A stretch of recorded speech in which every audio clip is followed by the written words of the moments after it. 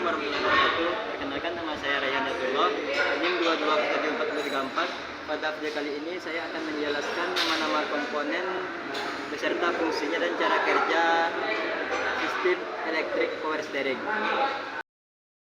Baik, saya akan menjelaskan nama-nama komponen beserta fungsinya. Yang pertama, baterai atau aki pada mobil berfungsi untuk menyimpan energi listrik dalam bentuk energi kimia yang akan digunakan untuk mensuplai listrik ke sistem starter atau sistem pengapian. Lalu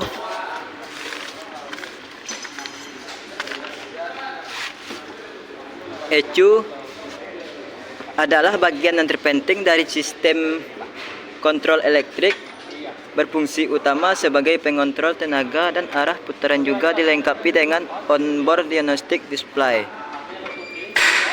Lalu VSS terletak pada transmisi yang berfungsi untuk mendeteksi kecepatan kendaraan dengan membangkitkan sinyal secara profesional. Lalu CKP sensor digunakan adalah perangkat elektronik yang digunakan dalam mesin pembakaran internal untuk memantau posisi, kecepatan, rotasi crankshaft, berguna untuk memberi sinyal ke ECU EPS agar dapat bekerja. Lalu kunci kontak berfungsi untuk memutuskan dan menghubungkan arus listrik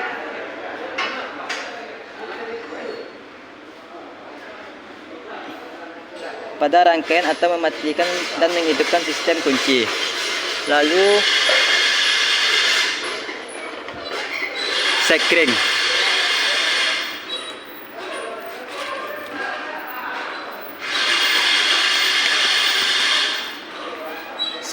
adalah perangkat pengaman rangkaian yang paling umum dan berfungsi untuk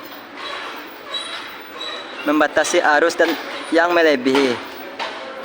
Selain itu, sekring juga berfungsi untuk menghindari terjadinya kerusakan pada rangkaian yang terjadi hubungan pendek. Lalu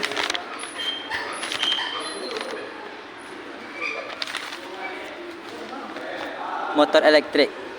Motor elektrik berfungsi sebagai penggerak bantu dari sistem EPS, terpasang pada steering column terdiri dari war gear. Lalu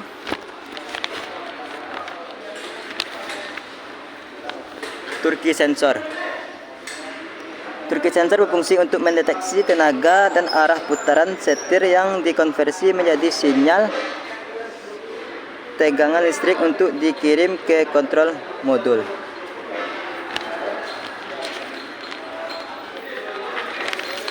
Lalu onboard diagnostic display berupa indikator di panel instrumen yang akan menyalakan jika ada masalah dengan sistem IPS. Baik, saya akan melanjutkan video cara kerja pada sistem elektrik power steering. Melanjutkan video tentang cara kerja EPS atau electric power steering. Yang pertama, kita menghidupkan mesin. Saat mesin dihidupkan, maka IPS akan berfungsi dan bekerja. Saat setir diputar ke kiri kanan, maka turki sensor akan mendeteksi putaran setir ke ECU. Lalu ECU mendeteksi ke akuator. Lalu saat kecepatan 80 kilo, maka VSS akan mendeteksi ke ECU. Lalu ECU memerintahkan kepada akuator untuk menonaktifkan. Lalu saat kecepatan 80 kilo, maka akuator atau motor akan mati. Lalu masuk ke langkah pengujian.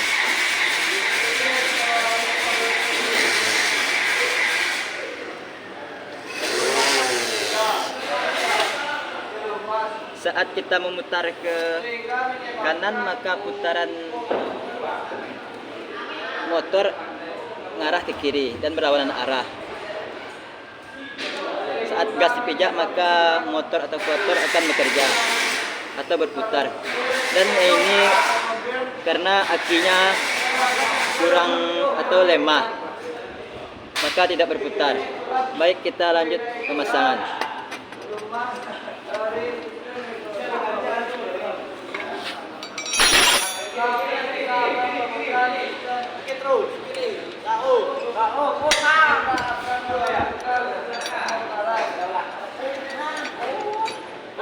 Kang, malah cara berajosko. Malah cara berajosko. Alah, kok bisa, Pak? Kali tadi.